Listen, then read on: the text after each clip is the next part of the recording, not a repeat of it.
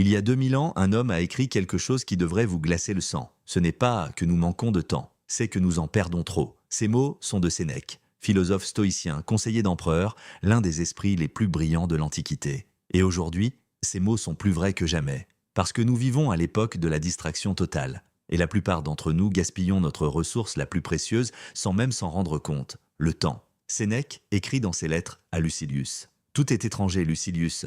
Le temps seul nous appartient, pas votre argent. Il peut disparaître en une nuit, pas votre santé. Elle peut vous quitter sans prévenir. Pas votre réputation, elle peut s'effondrer en un instant. Mais le temps que vous avez vécu, personne ne peut vous le reprendre. Le problème, dit Sénèque, c'est que nous traitons le temps comme s'il était infini.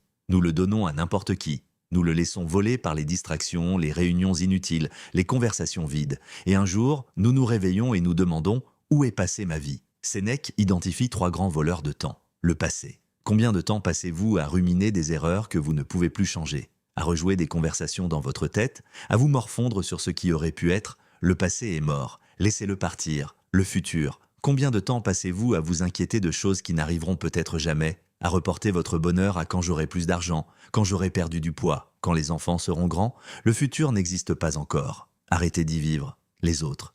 Combien de temps donnez-vous aux personnes qui ne méritent pas votre attention?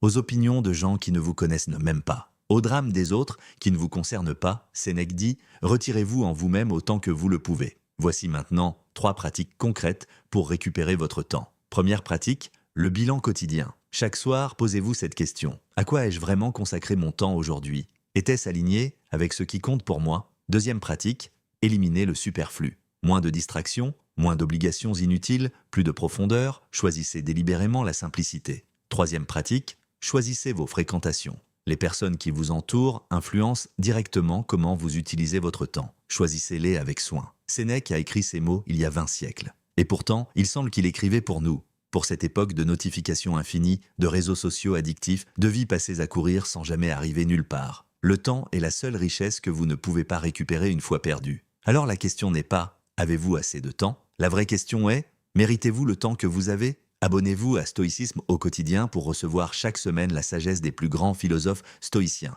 Et souvenez-vous des mots de Sénèque. Ce n'est pas que nous manquons de temps, c'est que nous en perdons trop. À très bientôt.